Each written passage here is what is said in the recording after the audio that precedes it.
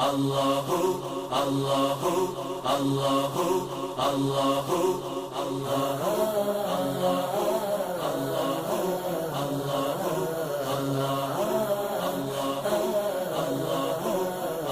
تو یہاں تک تو ہم نے بھنگی صاحب کا آپریشن کیا، ان کا پوسٹ مارٹم کیا ہم نے کہ وہ جو بات کہتے ہیں اس کو سمجھ نہیں آتی کہ وہ کیا کہہ رہے ہیں۔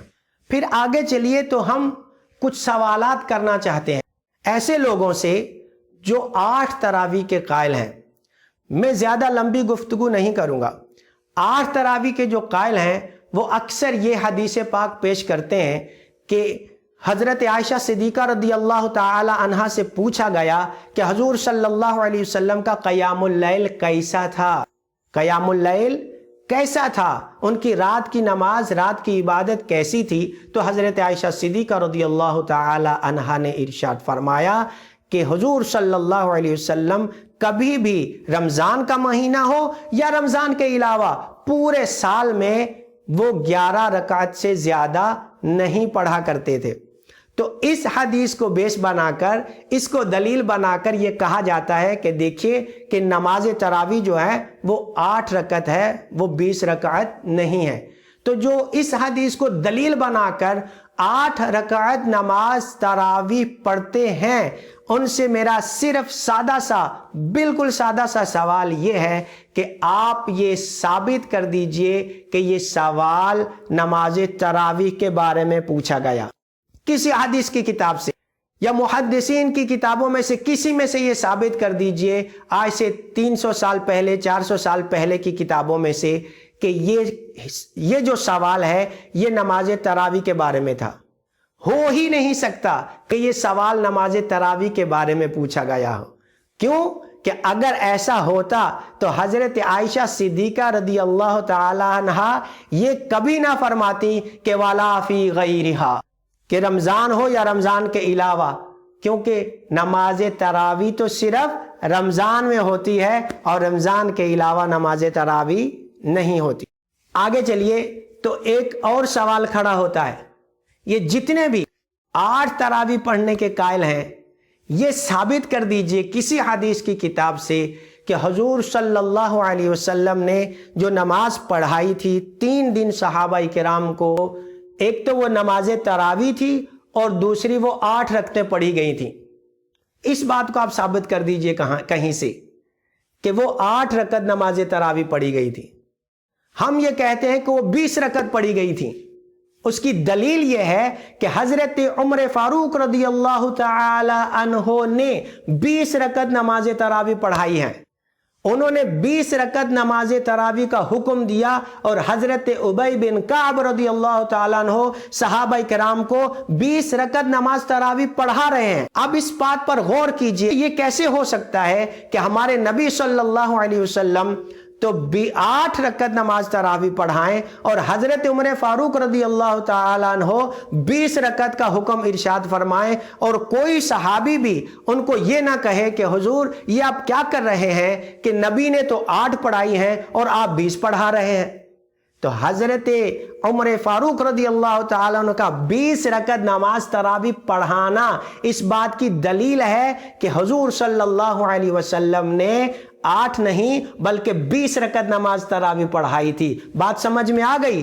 وگرنہ انہیں بدعتی کہا جائے گا کہ انہوں نے دین میں اضافہ کیا، نبی نے 8 پڑھائی اور حضرت عمر رضی اللہ تعالیٰ عنہ نے 20 پڑھائی۔ تو ایک صحابی خلفائے راشدین میں سے جو کہ دوسرے خلیفہ ہیں، امیر المؤمنین ہیں، وہ بدعتی کیسے ہو سکتے ہیں؟ وہ بدعتی نہیں ہیں بلکہ بدعتی وہ ہیں کہ جو 8 رکعت تراویح پڑھتے ہیں، کیونکہ نبی نے 8 رکعت تراویح نہیں پڑھی۔ وہ 8 رکعت جو پڑھی وہ تراویح نہیں تھی بلکہ وہ تہجد کی نماز تھی۔ ہم تھوڑا اور آگے بڑھتے ہیں تو ایک اور سوال کر دیتے ہیں۔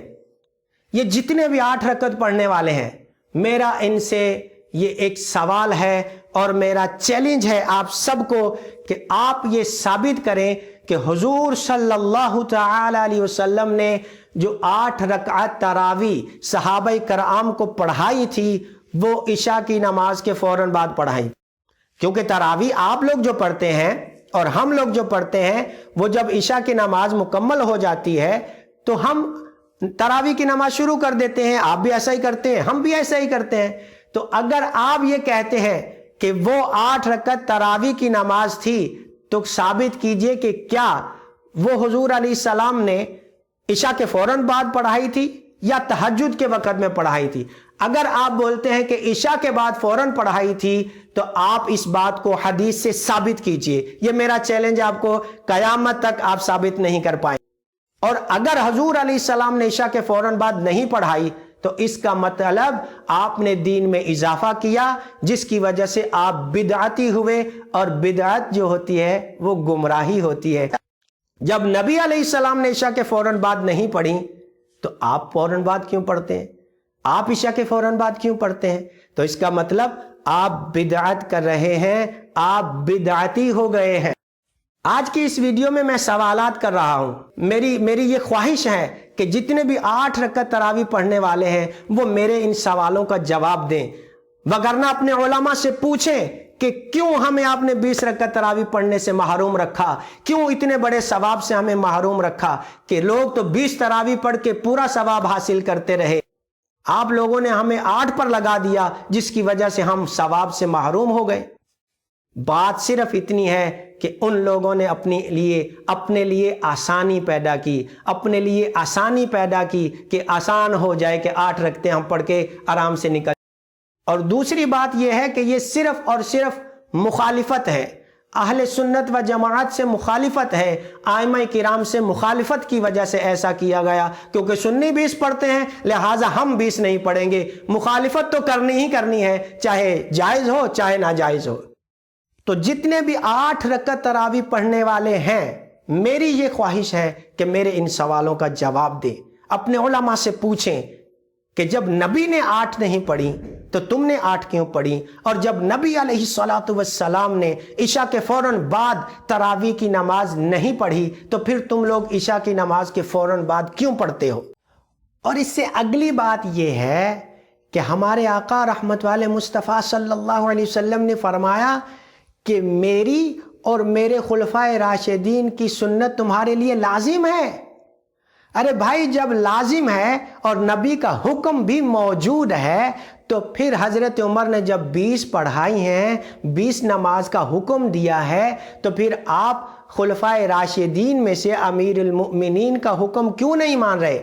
اگر آپ حضرت عمر فاروق رضی اللہ تعالیٰ عنہ کی مخالفت کر رہے ہیں تو مطلب یہ کہ آپ نبی کا حکم نہیں مان رہے, آپ نے حضور صلی اللہ علیہ وسلم کے حکم کو پیچھے چھوڑ دیا اور اپنی ضد کو آگے رکھا کہ نبی فرماتے ہیں کہ میرے خلفائے راشدین جو ہیں ان کی سنت کو لازم پکڑ لو.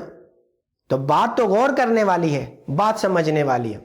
پھر آگے میں یہ سوال رکھتا ہوں آپ کے سامنے کہ آپ کسی حدیث کی کتاب سے یہ ثابت کر دیجئے کہ حضور صلی اللہ علیہ وسلم نے رمضان المبارک میں جو تراویح پڑھائی تھی اس میں قرآن ختم کیا.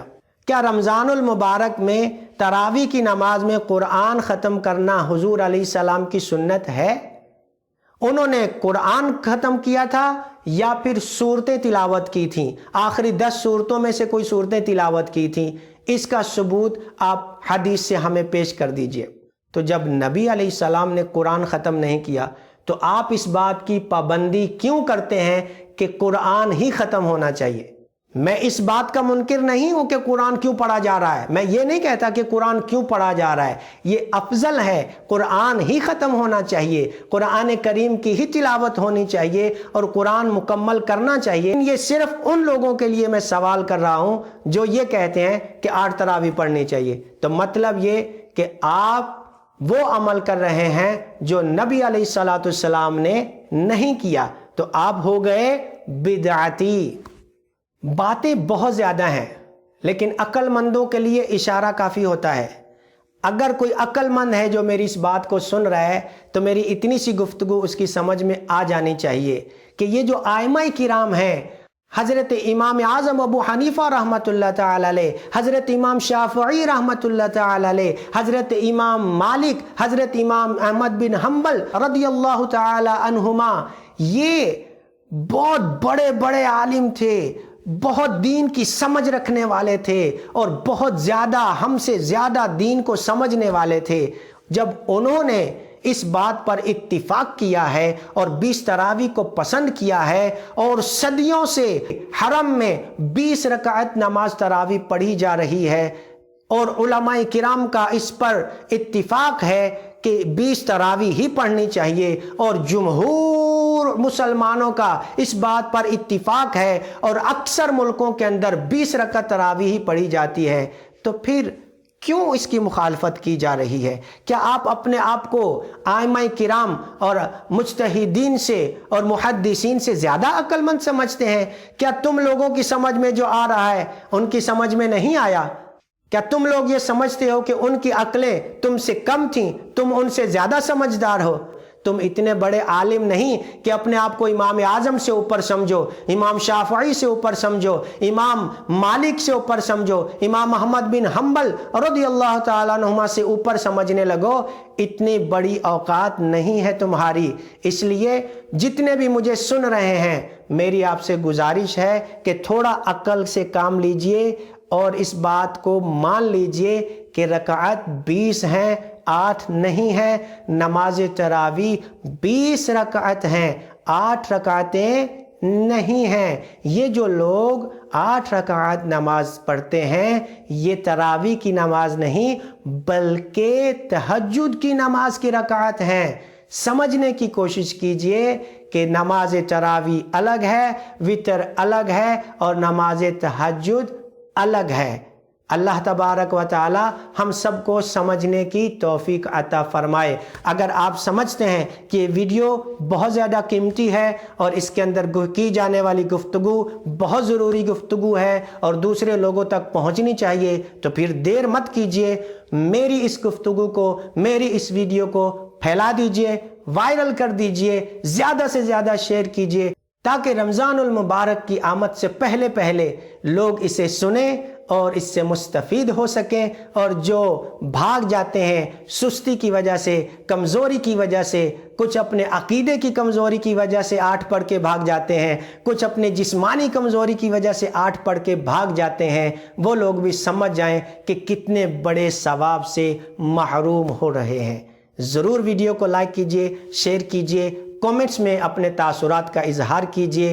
اللہ تعالی ہم سب پر اپنی رحمتیں اور برکتیں نازل فرمائے اور دین کو سمجھنے کی توفیق عطا فرمائے۔ السلام علیکم ورحمۃ اللہ وبرکاتہ۔